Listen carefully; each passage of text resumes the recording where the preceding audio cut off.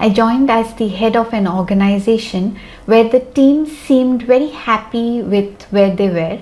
There was no desire to learn or grow or advance in their careers. Coming from an industry where there is fierce competition to get to the corner office, this came as a huge culture shock to me.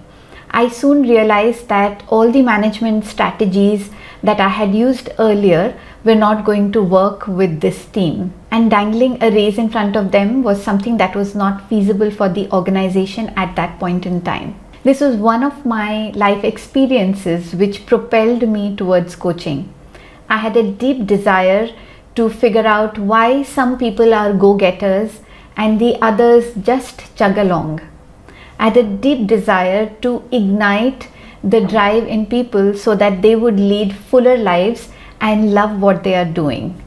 Hi, I'm Sonali Sinha, an executive coach and leadership facilitator, and I am back with my series on conversations with leaders. So coming back to the question of how do you manage people who are not interested in learning and advancing their career, basically people who are low on their ambition. When I talk about low ambition, I want to clarify that I am not talking about people who are poor performers.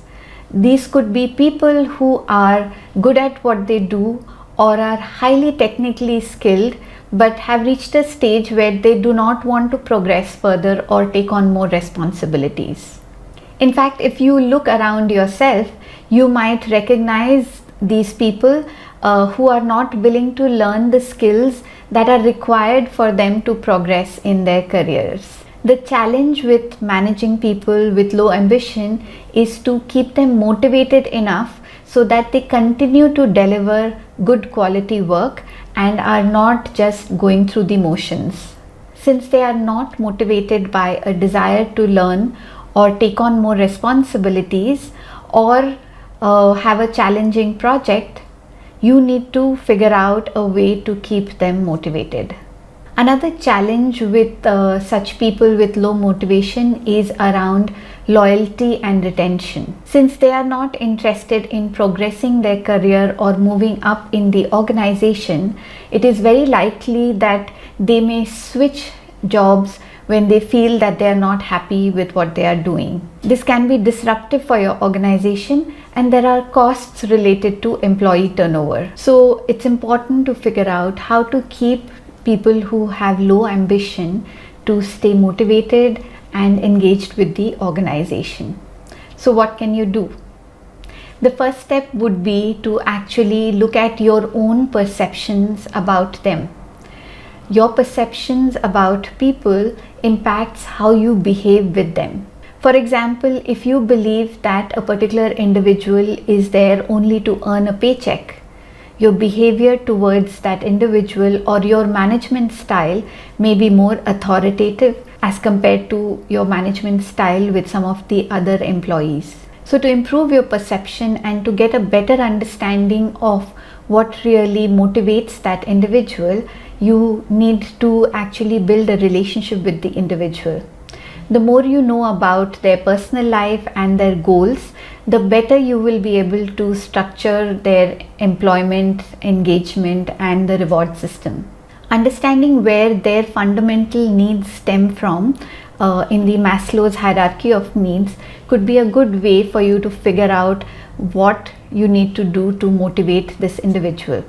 I also find the McClellan's theory of motivation working really well with people. So according to this theory, people have certain dominant motivators. The three key areas are need for achievement, need for affiliation, and need for power.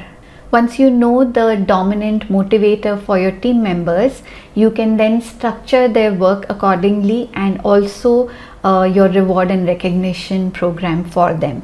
For someone with low ambition, you may want to figure out what is it that is meaningful for them. What kind of work do they enjoy doing, or what do they believe are their skill sets that actually help them perform better. For some people, moving up the ladder and taking on more responsibilities may not be the best way forward.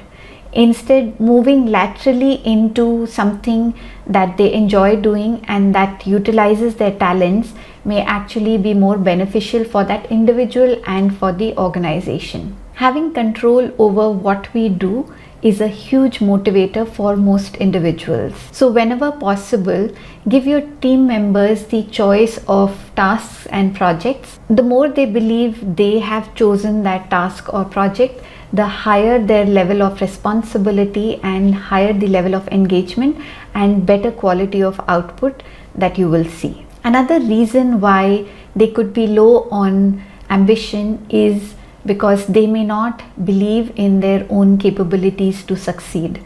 They may be low on confidence. So doing whatever you can to build their confidence can be a great motivator and also will lead to much higher productivity. Recognition and appreciation for a job well done is a great motivator for almost all individuals. People with low ambition often tend to have responsibilities which others in the organization believe are lower in status.